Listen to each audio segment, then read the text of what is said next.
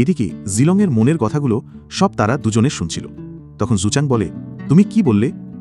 জিলং কিছু বলার আগেই চ্যান তাদের দুজনের কথার ভিতরে ঢুকে বলে, আমার আঙ্কেল এসে গেছে, এখন তার সামনেই আমাদের ডিভোর্স সম্পূর্ণ হবে, কারণ এই বিয়েটা ছোটবেলায় হয়েছিল, আমি সেটা মানি না।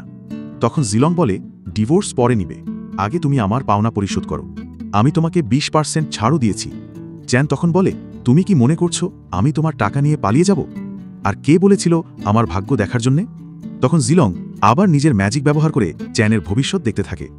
সেখানে সে দেখে চ্যানের গার্লফ্রেন্ড তার সাথে প্রতারণা করে অন্য এক লোকের সঙ্গে সম্পর্ক করেছে। তখন সে ভিখারির মতো রাস্তায় রাস্তায় ঘুরে বেড়াতে থাকে।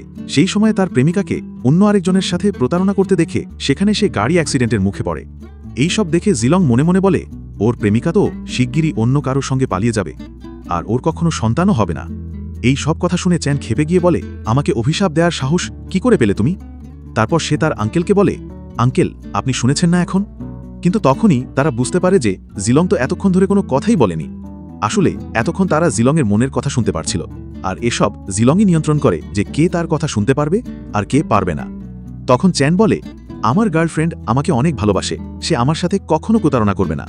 তার কথা শুনে জিলং মনে মনে বলে, তুমি যদি জানতে এই মুহূর্তেই তোমার গার্লফ্রেন্ড আরেকজনের সঙ্গে আছে, তবে নিশ্চয়ই আমাকে বিশ্বাস করতে। তখন চ্যান তার গার্লফ্রেন্ডকে ফোন দিয়ে জিজ্ঞেস করে, তুমি কোথায় আছো? সে বলে, আমি তো বাড়িতেই আছি, তুমি ফোন দিয়েছো কেন বলো? কিন্তু তার আওয়াজ শুনে চ্যান অবাক হয়ে যায়। সে বলে, তুমি এভাবে অদ্ভুত আওয়াজ করছো কেন? তুমি আসলে কি করছো? তখন তার গার্লফ্রেন্ড বলে, আমি রাস্তায় দৌড়াচ্ছি, তোমাকে কিছুক্ষণ পরে কল দিব।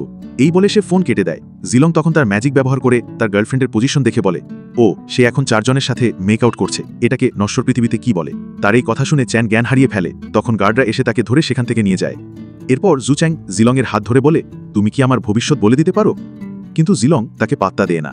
তখন জুচ্যাং মনে মনে ভাবে, আমাকে জিলংকে নিজের কাছে রাখতে হবে, কারণ তার ভবিষ্যৎবাণী শুনে আমি হয়তো আমার পরিবারকে বড় বিপদ থেকে রক্ষা করতে পারবো।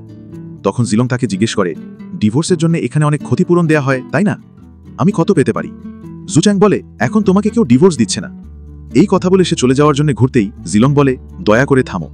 এরপর সে আবার টাকার প্রসঙ্গ তোলে আর বলে, তাহলে কি আমি 30 মিলিয়ন পেতে পারি? এরপর সে ধীরে ধীরে করে 10 মিলিয়ন বলে।